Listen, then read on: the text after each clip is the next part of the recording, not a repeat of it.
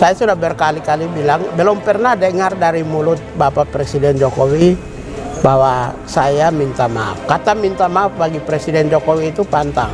Putusan pengadilan menganggap bahwa Presiden dan Kominfo melakukan perbuatan melanggar hukum, gitu ya. Dalam hal ini pemutusan internet di Papua. Putusan ini mengabulkan semua tuntutan dari koalisi yang menyebutkan bahwa tindakan throttling, tindakan pemutusan internet, dan tindakan memperpanjang pemutusan internet sebuah tindakan yang melanggar hukum, gitu ya.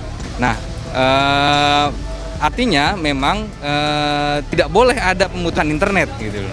Nah, memang putusan ini belum berkekuatan hukum tetap karena masih ada level selanjutnya ketika memang para tergugat 1 dan tergugat 2 mengajukan upaya banding. Pendapat yang menurut saya agak sesat dan tidak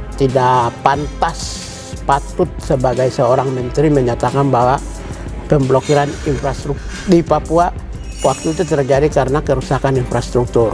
Hal ini menandakan bahwa penyelenggara atau kepemimpinan sekarang ini kurang kapabel. Tim pembela kebebasan pers sayangkan Jokowi banding putusan blokir internet. Tim pembela kebebasan pers menyayangkan sikap Presiden Joko Widodo dan Menteri Komunikasi dan Informatika yang mengajukan banding atas putusan PT UN Jakarta soal blokir internet di Papua dan Papua Barat. Putusan Pengadilan Tata Usaha Negara Jakarta menyatakan Presiden dan Menkominfo melanggar hukum. Informasi tentang banding ini diketahui tim pembela kebebasan pers melalui surat pemberitahuan pernyataan banding dari PT UN Jakarta. Ade Wahyudin, selaku kuasa hukum dari tim pembela kebebasan pers, mengatakan pemerintah tidak belajar dari gugatan-gugatan sebelumnya, seperti gugatan kebakaran hutan di Kalimantan, gugatan ujian nasional, dan lainnya yang justru terus kalah.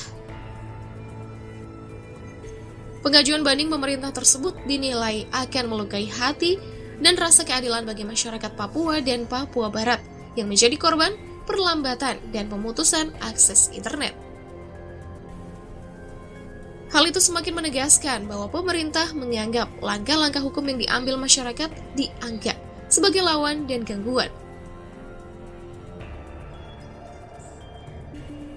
Dalam putusan sebelumnya, Majelis Hakim menyatakan tindakan tergugat 1, Kementerian Kominfo, dan tergugat 2, Presiden Republik Indonesia yang memperlambat dan menutup akses internet di Papua, Papua Barat pada Agustus dan September 2019 adalah perbuatan melanggar hukum.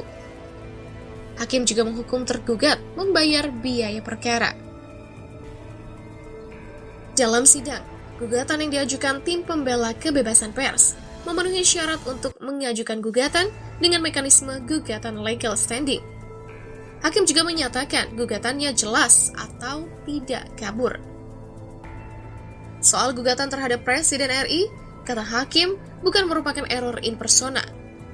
Presiden dinilai bisa digugat karena tidak melakukan kontrol dan koreksi terhadap bawahannya dalam pelambatan dan pemblokiran internet di Papua dan Papua Barat. Majelis Hakim juga menilai tindakan pemutusan akses internet itu menyalahi sejumlah ketentuan perundang-undangan. Antara lain, Pasal 40 Ayat 2A dan 2B Undang-Undang Informasi dan Transaksi Elektronik, yang menjadi dasar hukum Kemenkominfo memperlambat dan memblokir internet. Menurut Hakim, kewenangan yang diberikan dalam pasal tersebut hanya pada pemutusan akses atau memerintahkan kepada penyelenggara sistem elektronik melakukan pemutusan akses terhadap informasi elektronik dan atau dokumen elektronik yang bermuatan melawan hukum.